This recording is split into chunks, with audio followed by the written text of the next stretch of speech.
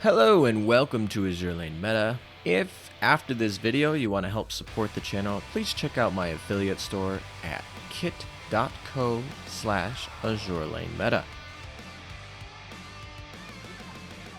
Today we are going to be doing a short recap of the 3rd anniversary live stream for Azur Lane for Japan. This comes very shortly after us in English had the 2nd anniversary. And there's a lot to cover, and they did so much. It was a 25-hour live stream. And there's just so much to cover. A lot of it not really relevant to us here in English. So we're going to breeze by it. I'm going to talk about what I think is most relevant for us here in English. And then at the end, maybe some important kind of big things there. But there was so much. 25 hours they had to fill. There was a lot of filler. But it was a fun watch, to be honest. So let's get into what we care about for English. So if you've seen the thumbnail, you probably know the next event coming on September 17th will be Dream Waker's Butterfly. And we got all the ships that were revealed. So we get Shiota, which is a light carrier elite. We also get Chitose, who's another light carrier elite. Nothing super important. Kumano, which is an elite cruiser, heavy cruiser. And those are whatever. We get Cashino, which is a transport ship. This is a brand new type of ship. This is a Vanguard ship that is going to work kind of like a repair ship. Now, they didn't talk too much about it, but I'm super excited for Thursday when we get to learn what transport ships are like. This is going to set a precedent for a new type of ship here in Azur Lane. And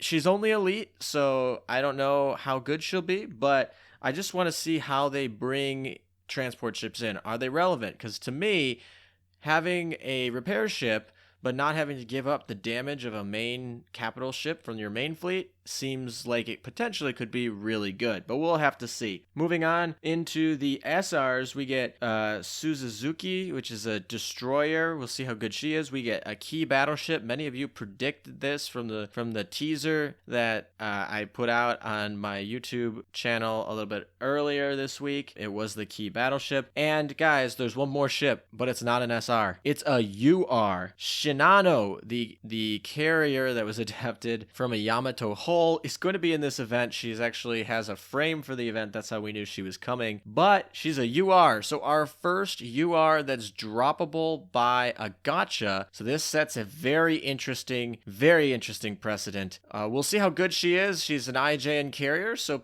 she's got a lot of ships she's got to compete with, but she's a UR, and almost every UR in this game is pretty much amazing. So I'm really excited for her. So what do we need to know about her? She's a 1.2% drop rate. So if you were thinking 2% is low, 1.2% a little bit lower. Actually, 1.2% to me seems like all right. So we'll see what it is. They also have an addition for this event, and it's a guaranteed drop if you pull 200 times or spend the equivalent of 400 cubes. Now that's a lot of cubes, but it's something like 90% chance you'll get her at 1.2%. In that 400 cubes. But if for some reason you're the RNG, if you're like my Bunker Hill run and you have no RNG luck, they'll give it to you for free if you do 400 cubes. Now you can do that 4 times. So in theory, you can get 4 Shinanos by spending 1600 cubes, but I don't think anyone will do that. They also said there will be no UR announcement for the rest of the year, so we're safe from Yamato or anything until the end of the year. So that's I guess interesting.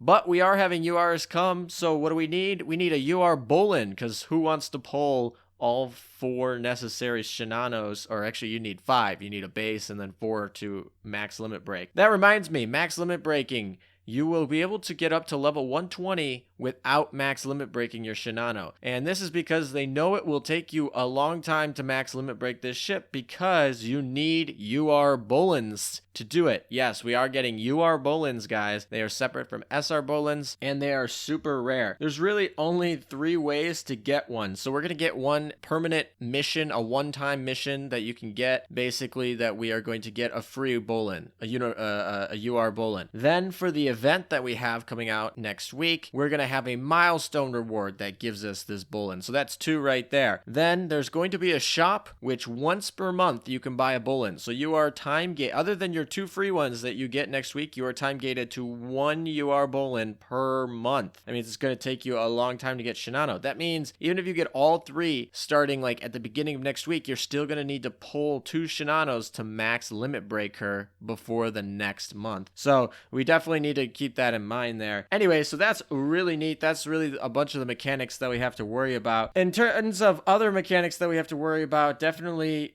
Operation Siren is confirmed. It's going to be coming to us here in English. I know a lot of my videos, I have over an hour of content talking about Operation Siren. If you haven't seen it, go watch them. I'm not going to talk more about it here because there's so much content about it and I've already talked about it, but they've announced it's coming. Guild 2.0 also coming, and the first step is going to be beta testing it in October and November. And for us in English, the first time we will potentially see it is the beginning of December. We'll see Area 1 and the tech tree for the new equipments are going to be coming in December, assuming that all goes well in their tests. So December, you guys have until December to prepare from all the other videos I told you about. So you can watch those, figure out what's going on, and prepare. You got till December where that is confirmed. Of course, we got a bunch of new skins. And I mean a bunch of new skins. All the ships that just get announced got skins, and we got some rerun skins. We got a bunch of new L2D skins. St. Louis has finally gotten some justice, and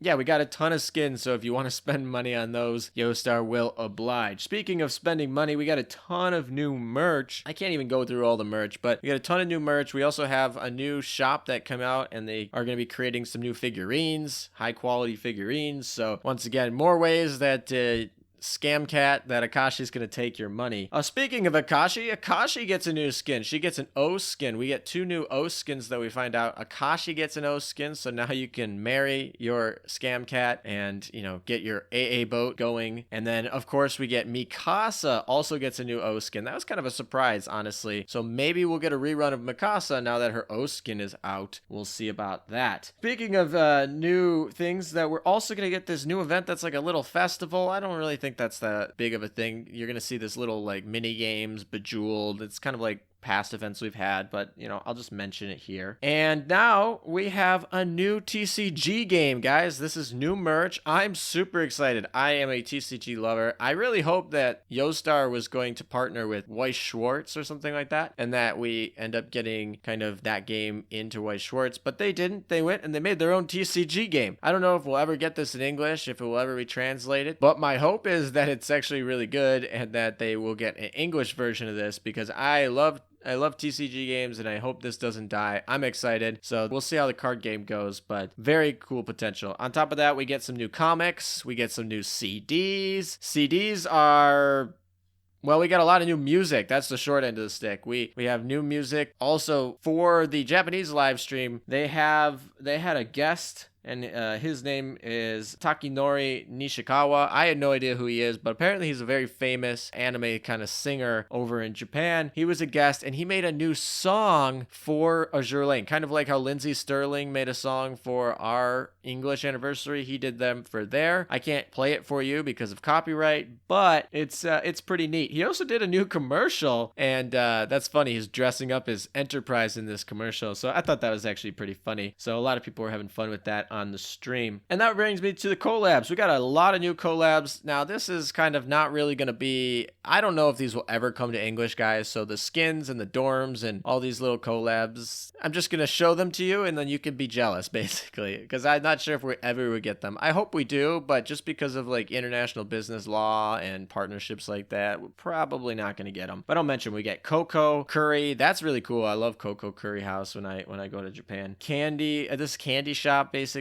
collab. We got the bookstore collab. They are finally getting it there in Japan. Pizza Hut collab. They're doing the Yamaha collab. I think again they're redoing it again with a new Essex skin. This kimono shop also came out, and 2 new skins came out with the kimono shop. being Hood and Kaga. So we got a lot of collabs there. There was like a full 45 minutes of them just talking about new collabs that you're getting. And I guess that's cool. I like the fact that they're working with other companies. Last but not least is we're getting a new anime, guys. New anime, Slow Ahead, the one that comes from the manga. We're getting an anime. Yostar Pictures is doing it, and it looks fantastic. They have a trailer for it, and here it is. And it's just, yeah, I'm super excited for it. It's coming in January of 2021, so not too long. We're going to get a new anime, and it's going to be done by not Burberry. It's going to be done by Yostar themselves, so hopefully that means the quality is going to be a little bit better, guys. I'm super excited. It looks like a slice of life type of anime to me. We have the 4 main starter ships as the main characters. Baltimore also looks like an additional character, so I think this is going to be pretty good. So I'm pretty happy about this. Comes in January of 2021, so not too far off, guys. Last thing I want to say is I'm not going to talk much about Hololive or World of Warships because while they were there, they didn't really announce anything that was new. I mean, for at least Azur Lane, there were some new things for World of Warships, but whatever. Maybe we'll get a Hololive rerun. I'm thinking potential, but they didn't really mention anything, so nothing is set in stone there. So that's about it, guys, about all the information I think is relevant for you guys. The full 25-hour stream summed up in this short little video. Hopefully you guys enjoyed it. If more information comes out, I'll be posting it on my Discord or on my Twitter, so follow me there, join my Discord, etc. And subscribe to the channel if you want more videos coming out soon. Thank you guys for watching. Hope you enjoyed this recap.